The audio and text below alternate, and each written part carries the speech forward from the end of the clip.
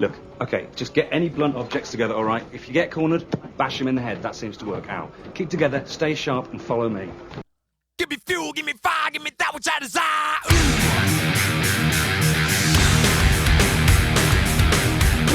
Welcome back. It is Fuel, Unfiltered Automotive Truth. I am your host, Dennis Pitzenbarger. And it seems like I just have a big string of things to talk about, always. You know, this used to be kind of a national, worldwide show. I used to do a bunch of cool stuff. Now I just hang out with a bunch of people from the drag strip. I don't know. It seems to be all right with me. Without further ado, we have to do one thing first. We have to, as always, thank the Podfather. The Podfather is the benefactor of all this equipment that swore up and down I was never going to get out of media. And so I always have to get shout out to him. If you'd like to be a sponsor, well, I don't know. My address is 467 Barker. Throw a check in the mail. I don't know. Talk about your business. In studio with me, which is kind of funny, right before we talked, I was like, no, don't say it. Because apparently it's on the car, is a fellow racer and his better half, as I would say to mine, Dean and Lisa, better known as Team Honey Badger. How you guys doing? Good. Great. Thanks for having us. Yeah. I wanted to have you guys out. I knew you weren't really going to do it because you really wanted to go test it too. Be honest. If you would have been able to test it too, you wouldn't have come to the show, would you? No. Okay, I like that. Honesty is always a good policy. If something's going to be wrong with the car, you want to find it early. That's why I'm going Friday before the first round. So I got to give myself no chance to repair the car. I don't want to, give myself a chance to figure anything out.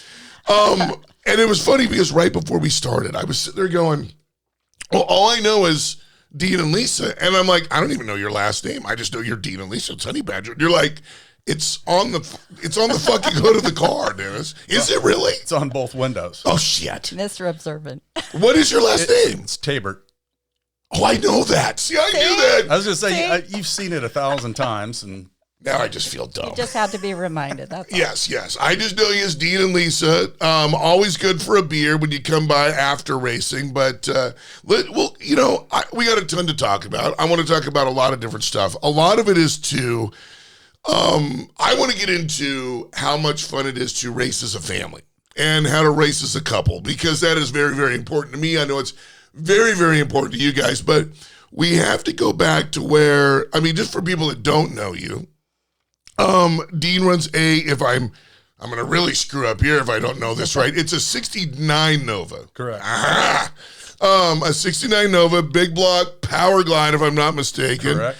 Awesome car. Could probably run out of the index if he turned it up all the way and keep shaking his head. Yep. Yes, it does. It's been 882. Oh, really? Wow. Yeah. 151. Where does this all start for you in drag racing? Because it can't be, obviously, well, it does happen. I just showed up with a fucking third gen one day. How does this all start for you, man, drag racing? So when I was growing up, my dad used to restore cars. So he was into Corvettes, old Ford V8s. He had a 39 Ford four-door convertible, just beautiful car. Wow. Dearborn Award winner, all this stuff. So he was a member of a bunch of car clubs around town, and every Labor Day they would rent either PIR or Woodburn, and we'd go out there and run 8th Mile with whatever, just for there's like 6 Portland area car clubs that would do that. So we'd go out there, and this started like probably 1982. Oh, wow. And so the first time I ever went down the drag strip was at PIR in a 56 Cameo pickup with the 3 on the tree. Oh, nice. Blistering shift speeds. Absolutely. But it had a 327 in it and side pipes. It was cool. That's cool. That's cool. So it started there, and we did that for probably 15 years, just kind of off and on. And then I'd take my El Camino out once in a blue moon and play around, nothing serious. But then, so after that, we were always going up to Pacific Raceways and watching the big boys up there. Oh, yeah. And probably in the mid to late 2000s, we were at Woodburn because we'd always rent a spot out there just to watch. And we didn't, weren't racing much or at all at that So time. were you doing the track monkey side, or were you doing the other side? Yeah, we were. Okay, yeah, okay. yeah, we were on the tower side. Yeah. Right on. So Right near the scoreboards. yeah, we were All down right. about 1,000 feet. So that was a great place to watch. And late 2000s, we met Marty and Kathy Stewart. I don't think you may or not. Rat Now The was Rat their Now, car. and he had the funny car also, the Rat Now. I probably, well, you know how that goes. I know you know the car. Like, I didn't even know your last name until I remember seeing it on the car. So yes, Right. I probably would know the car, but not off the top of my head now. So we met them. They were out there with their dogs just watching, but were in process of building the 57 drag car. It was going to be like, I think it was a low 10-second car at the time. And so we hit it off, and next thing you know, the next year I was helping him with the car. He didn't need my help. It's just something, you know, you go He out just and wanted to be on that side. be of part the, of- you be know, part of in it the and- lanes and part of it. You don't think I was there? You know how many times I sat up there taking photos of you guys? I got photos of Honey Badger years before we met. Really? Oh yeah, because I used to go out there and take photos for the magazines or different projects, and I'd be like, I would get, not to talk about me, I want to keep going, but I would get pissed off. I know what you're talking about, because Yeah. I'd be like, oh, it's fun. I'm gonna go do track and this. take photos. About 3/4 of the day, like, this sucks. I need my own car. I'm out of here. Yeah. So say Marty and I hit it off, and Kathy, and they got their car done. And then the next year, that kind of inspired us. So I've had my El Camino 64 El Camino since 1985. Oh wow. So it was in kind of some rough shape suspension wise, and I was a little afraid to be taking it down the track anymore. So I went through all the front suspension, and still, I mean, it's like a mid 13-second car, nothing crazy. Just a solid sportsman car. Yeah. Well, it's not even that. I mean, it's a stick shift car. So. Oh well, yeah. No, I know all about the inconsistency on that one too. So we got into the nostalgia, this stick shift class. Okay. Back then, nobody was running these. Just everything was old school. yeah. So we did that for a few years, and Marty's always on me. So like, you need a license in my car. And at this time, his car was running like 960s, Okay. and I'm like, if something happens, I can't do anything. And, I always refer to Marty as the instigator, by the way. Nice. I like that. Yeah. Kind of the you would call him the I don't know, maybe the Colt, not the Colt, the Mr. Hendricks, kind of like, kind of, no, just take the car out. yeah. Don't worry Yeah, about wrecking it in the wall at 200. Poke. Yeah. So after about 2-3 years, something like that, of him kind of hounding me on it, I was like, okay, let's do this. So we went out one Friday night and made all the test Now this passes. is in Honey Badger, like as it sits now, or different car? This is in his car. This Oh, is okay. in his 57. Oh, okay. So it had like a 525 big so block in that's a it, solid and, car. and a turbo 400. So like I say, it was like running. My last license pass was a 968. Nice. But so just trying to get used to that.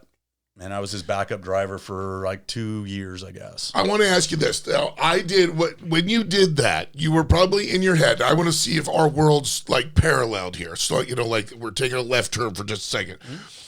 The first time I took the silver car out, I swore up and down I was going to like sort of lightly foot brake it and just kind of lollygag out there. And no, I just put it on the rev limiter and let go of the trans brake.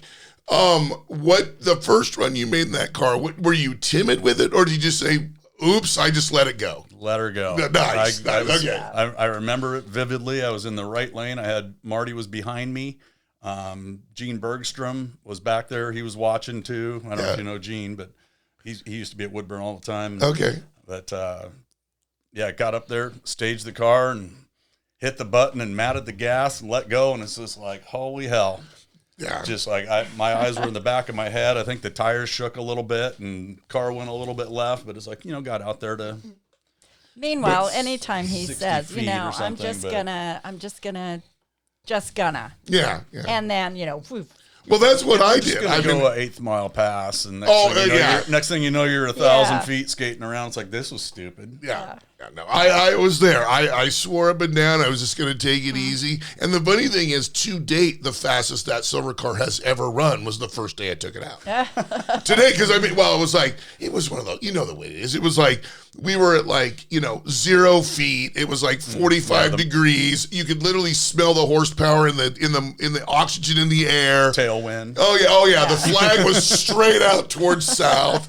But yeah, no, it's interesting. I wondered right when you started telling that story, I wondered what you did because, I got a chance to go to that the Frank Hawley school, and they swore up and down, and I did it the first pass. Now remember, I'd only done what would be the equivalent of a sportsman car before that, and it's funny they call their cars a super gas car, but really it's kind of but it's really like your car. It's a big block.